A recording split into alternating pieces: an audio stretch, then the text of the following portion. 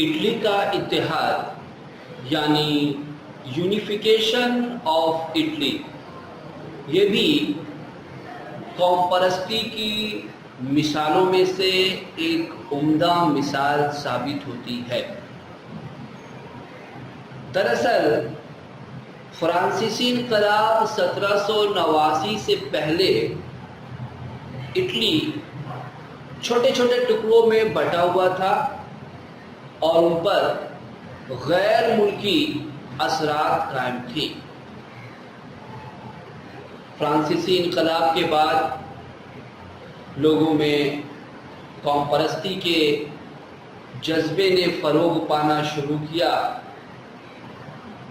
اور وہ لوگ بھی آزادی کا خواب دیکھنے لگے، لیکن 1796 میں نیپولین نے اٹلی پر قبضہ جمایا اور اسے چھوٹے چھوٹے ٹکڑوں میں بانٹ کر سارے اختیارات پیڈمونٹ سرڈینیا کے بادشاہ کے حوالے کر دیا۔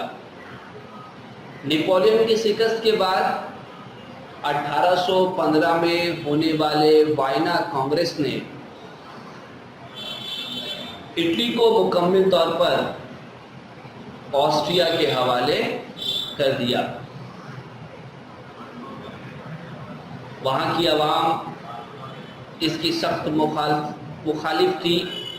ان کے اندر اب قوم پرستی اور وطن پرستی کے جذبے نے فروغ پا لیا تھا اور وہ پیڈمونٹ سرڈینیا کے بادشاہ کے تحت ہی اپنی آزادی کا خواب دیکھ رہے تھے۔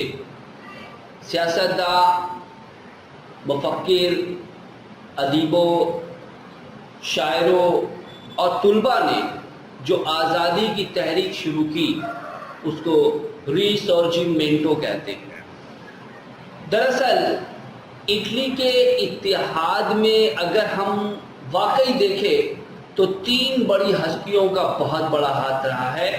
ان تینوں کی کوششوں کی مدد سے ہی اٹلی کا اتحاد مکمل ہو پایا، اور اٹلی کے اتحاد کی تحریک جو تھی وہ آسٹریا کے خلاف تھی۔ یہ جنگ آزادی آسٹریا کے خلاف تھی، کیونکہ آسٹریا نے ہی اٹلی کے تمام علاقوں پر اپنا سکہ جمع رکھا تھا۔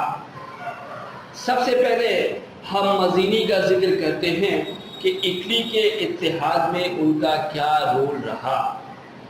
مزینی جو کہ فادر آف اٹالین نیشنلزم کہے جاتے ہیں، انہوں نے اٹلی کے اتحاد میں بہت بڑا رول ادا کیا۔ 1832 میں انہوں نے ینگ اٹلی پارٹی نامی ایک تنظیم بھی کہہ سکتے ہو یا ایک تحریک چلائی، اور اس میں ملک کے نوجوانوں کے اندر وطن پرستی اور قوم پرستی کا جوش جلایا جاتا تھا۔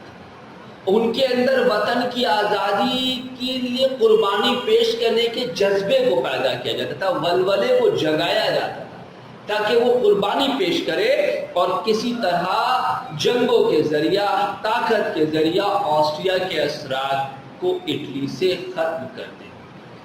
دراصل مزینی جو ہے وہ غیر ملکی مدد سے اپنے ملک کا اتحاد نہیں چاہتا تھا، بلکہ وہ چاہتا تھا کہ اپنے ملک کے اندر ہی قوم پرستی کی ایسی فضا قائم کر دے کہ لوگ اپنے وطن کے لیے قربانی دینے کے لیے تیار ہو جائے اور ان کا ملک جو ہے آزاد ہو جائے۔ مزینی اٹلی کو آسٹریا کے شکنجے سے آزاد کرانا چاہتا تھا۔ ینگ اٹلی پارٹی نے لومبارڈی میں بغاوت کر دی اور آسٹریا کے فوج کو شکست دے دی۔ فروری انقلاب کے اثر کے روپ میں پورے اٹلی میں بغاوت شروع ہو گئی۔ مزینی کی قیادت میں پوپ کی سلطنت روم میں بھی بغاوت ہوئی اور پوپ کو بھاگنا پڑا۔ مزینی نے روم میں ریپبلکن حکومت قائم کر دی، لیکن تحریک ناکام رہی کیونکہ نیپولین سوئم نے فوج بھیج کر روم کو آزاد کرا لیا۔ مزینی کو شکست ہوئی اور وہ بھی لندن چلے گئے اور وہیں اپنی آخری سانسیں دی۔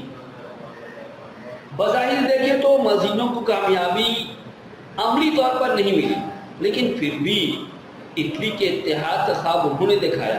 اٹلی والوں کے اندر قوم پرستی کا جذبہ انہوں نے پروان چڑھایا، اس لیے اٹلی کے اتحاد کی تحریک میں ان کی خدمات سے انکار نہیں کیا جا سکتا۔ دوسری عظیم ہستی جو اٹلی کے اتحاد کے لیے سراہی جاتی ہے وہ ہے کاؤنٹ کاور۔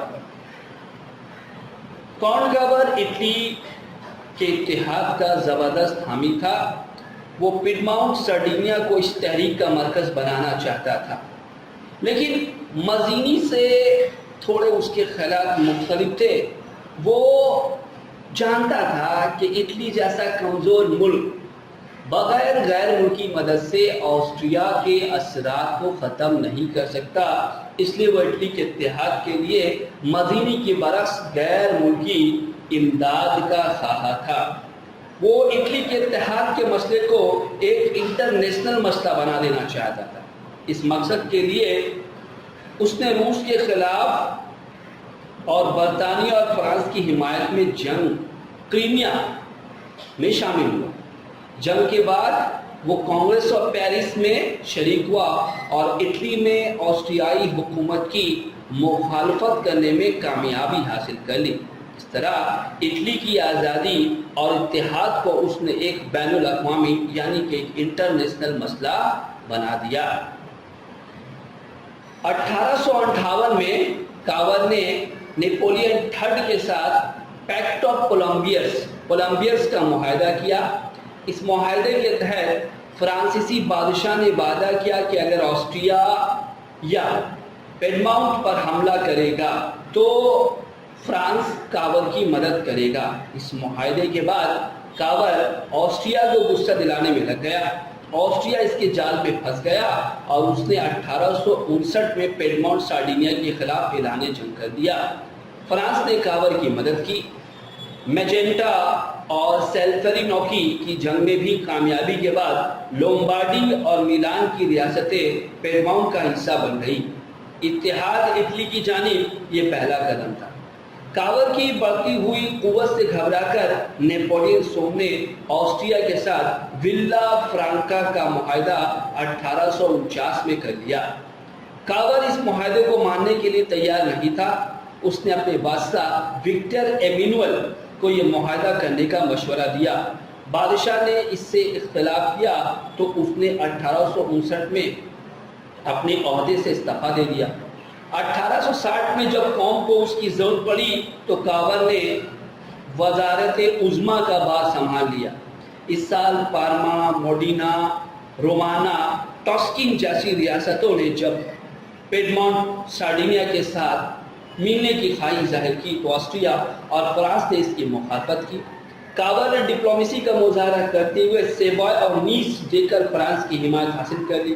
اس طرح عوامی رائے دہندگی یعنی ووٹ کی بنیاد پر یہ ریاستیں پیڈماؤنٹ سارڈینیا کا حصہ بن گئی۔ اتحاد اٹلی کی جانب یہ دوسرا قدم تھا۔ اس کے بعد ایک تیسری بڑی ہستی جس نے اٹلی کے اتحاد میں بہت بڑا رول ادا کیا وہ تھی گیریبالڈی۔ گیریبالڈی مزینی کا مشہور شاگرد اور تحریک اتحاد اٹلی کا جانباز سپاہی تھا۔ اس نے ریڈ شرٹ کے نام سے وطن پرستوں کی جماعت قائم کی تھی۔ اس نے روم کی مہم میں مزینی کا ساتھ دیا تھا۔ 1807 میں جب نیپلز اور سسلی میں بغاوت پھوٹ پڑی تو لوگوں نے گیریبالڈی کو مدد کے لیے پکارا۔ وہ اپنے 2000 ریڈ شرٹ کے سپاہی کو لے کر پہنچا اور وہاں بادشاہت ختم کر کے ریپبلک حکومت قائم کر دی۔ اب اس نے پوپ کے صدر روم کو فتح کرنے کا ارادہ کیا۔ کاور کو موقع کی نزاکت کا احساس ہوا کیونکہ فرانس کی فوج روم کی حفاظت کے لیے وہاں تعینات تھی۔ کاور کے مشورے پر وکٹر ایمینوئل نے روم کے چاروں طرف کی ریاست کو فتح کر لیا اور نیپلز اور سسلی سے گیریبالڈی کو دستبردار ہونے کو کہا۔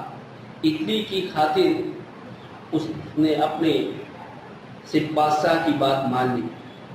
1866 میں آسٹریا اور پروسیا کے جنگ، سیڈوا کے جنگ ہوئی۔ وکٹر ایمولین نے آسٹریا کے خلاف بسمارک کا ساتھ دیا۔ آسٹریا کو اس جنگ میں شکست ہوئی اور بسمارک نے آسٹریا کو مجبور کیا کہ وہ اٹلی کے حق میں وینیزیا سے دستبردار ہو جائے، یعنی خالی کر دے۔ اب صرف روم کا معاملہ باقی تھا۔ 1870 میں فرانس اور پروسیا کے درمیان جنگ ہوئی، یعنی بیٹل آف سیڈان۔ اٹلی نے پروسیا کا ساتھ دیا۔ سیڈان کی جنگ میں فرانس کو شکست ہوئی، اس نے روم سے اپنی فوج کو ہٹا لیا۔ وکٹر ایمینول نے موقع کو غنیمت جانا اور روم پر قبضہ کر لیا۔ اس طرح ایک طویل جدوجہد کے بعد اٹلی والوں کا خواب پورا ہوا اور ایک آزاد، خود مختار، متحد اٹلی دنیا کے سب سے پر وقوع پذیر ہوا۔